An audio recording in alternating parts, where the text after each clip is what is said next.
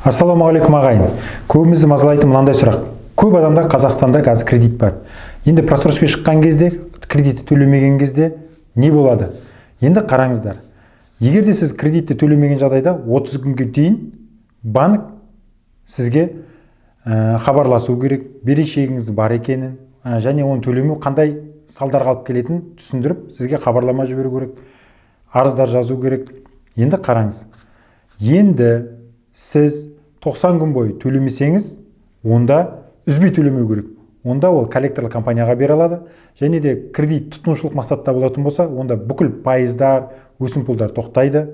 Сосын олар егерде коллекторларға беретін болса, коллекторға екі тәсілмен береді. Бірінде басыбайлы береді, немесе сотқа дейінгі тәртіпте сізден берешекті өндіруге байланысты жұмыстар жүргізуге береді. Коллекторлық компанияға өткеннен қорқудың қажеті жоқ, оларға пене аномна өспейді оларға өткен кезде. Енді ал егер басыбайлы берген жағдайда, онда талап ету құқығы өткен жөнде сізді хабардар ету керек. Осыны ескеріңіздер.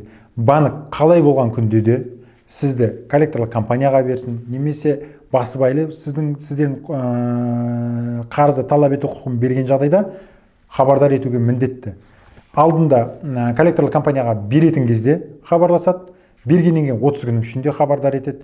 Осының бәрін сізді жазбаша былайша айтқанда сізді хабардар етіп отыру керек. Коллекторлық агенттікте бұл жөнінде хабарлау керек.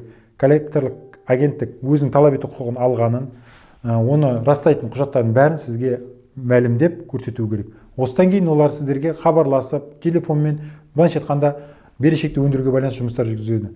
Енді бұл ақшаны төлемеу сізді алаяқтыққа апармайды, сізге қылмыстық іс қозғатпайды, соттап жіберткізбейді. Осыны ескергендеріңіз жөн. Коллекторға өтті екен, мен сотталып кетеді екенмін деп ойымдамаңыздар. Сонымен қараңыздар. Ақшаны төлемедіңіз, просрочкаға кеттіңіз. Банк сізді бұл жөнінде хабардар етеді. 90 күн өткеннен кейін бүкіл пайыздар, пенялар өспейді, тоқтайды, тұтынушылық кредиттер бойынша.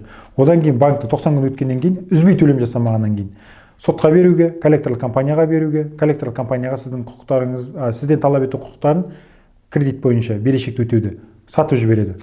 Одан кейін олар сотқа беруі мүмкін, немесе нотариус атқарушы жазбаны шығару мүмкін. Сотқа берген жағдайда соттың шешімі шығады. Сотта өзіңіздің құқықтарыңызды қорғай аласыз, пікіріңіз жаза аласыз.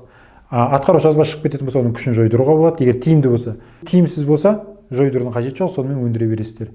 Сонымен кредитті төлемеген күнде сіздер сотталып кетпейсіздер, сізді түрмеге ешкім жаппайды, үйіңізді тартып алмайды. Егер кредитіңіз залогте болмаса. Сонымен ағайын, осы видеомен бөлісейік, таратайық. Астында тұрған WhatsApp нөмірге жазыңыздар, сұрақтарыңыз болса. Жақсы ағайын.